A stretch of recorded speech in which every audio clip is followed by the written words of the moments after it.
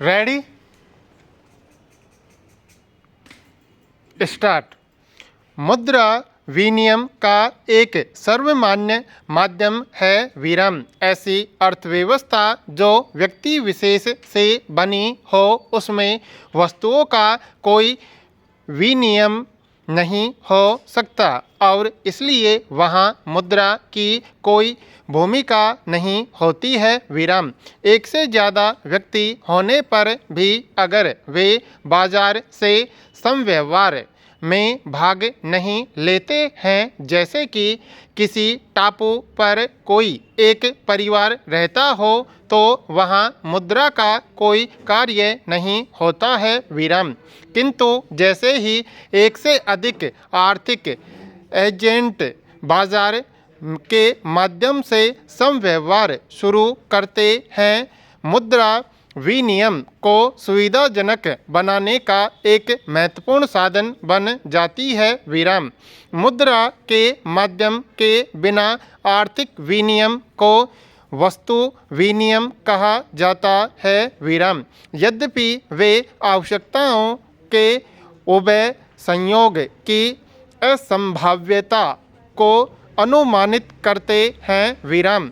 उदाहरणार्थ मान लीजिए कि एक व्यक्ति के पास चावल का अधिशेष है जिसके बदले में वह वस्त्र का विनिमय करना चाहता है विराम। यदि वह बहुत भाग्यशाली नहीं है तो उसे ऐसा व्यक्ति नहीं मिलेगा जिसकी मांग ठीक विपरीत हो, अर्थात उसे चावल की ज़रूरत हो और उसे वह ज़रूरत से ज़्यादा उपलब्ध कपड़ों के बदले विनिमय करना चाहता हो विराम।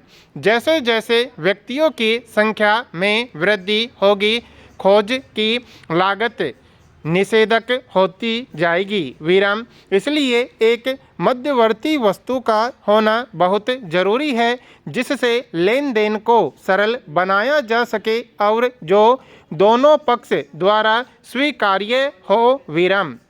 ऐसी वस्तु को मुद्रा कहते हैं विराम।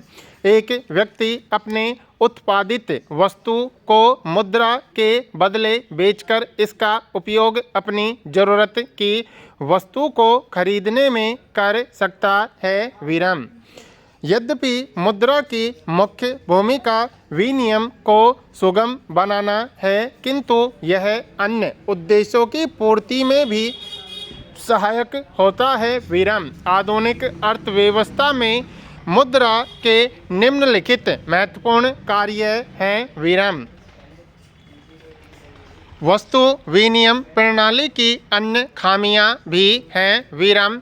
वस्तु विनिमय प्रणाली के किसी व्यक्ति की संपत्ति को आगे के लिए बनाए रखना कठिन है विराम। मान लीजिए कि आपके पास चावल का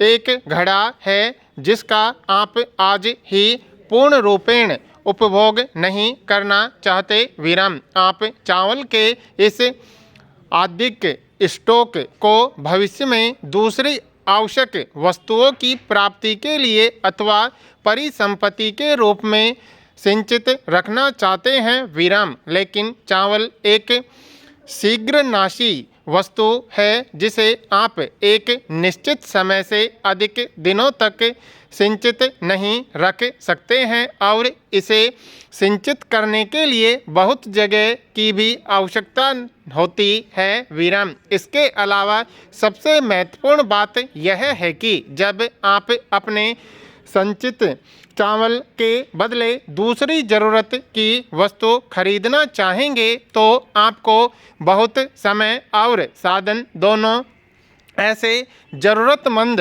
व्यक्तियों की खोज में लगाना पड़ेगा जिन्हें आपकी ज़रूरत की वस्तु के बदले चावल की आवश्यकता है विराम। इस समस्या का समाधान हो सकता है यदि आप चावल को मुद्रा के लिए बेचते हैं विराम।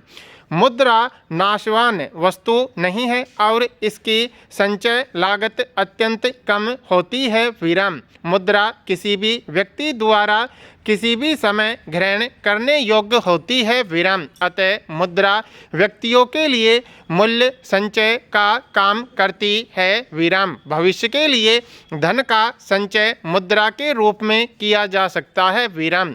किंतु इस कार्य के कुशलतापूर्वक निष्पादन के लिए मुद्रा के मूल्य में पर्याप्त स्थायित्व होना आवश्यक है। विराम।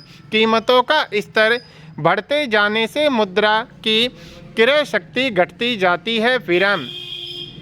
ध्यातव्य है कि मुद्रा के अतिरिक्त अन्य परिसंपत्ति भी मूल्य संचय का कार्य कर सकती है। विराम। जैसे सोना, संपत्ति, भू संपत्ति, मकान और बंधपत्र। परंतु ये संपत्तियां दूसरी वस्तु के रूप में आसानी से परिवर्तनीय नहीं भी हो सकती हैं और इनकी सार्वभौमिक स्वीकार्यता नहीं होगी। विराम। कुछ देशों ने एक ऐसी अर्थव्यवस्था की ओर चलने का प्रयास किया है जिसमें नकदी का उपयोग कम और डिजिटल सौदों का उपयोग अधिक होता है। विराम। यह समाज एक ऐसे आर्थिक समाज का बोध कराता है जिसमें वित्तीय सौदे भौतिक बैंक नोटों अथवा सिक्कों से संबंधित न होकर व्यवहार करने वाले पक्षों के बीच डिजिटल सूचनाओं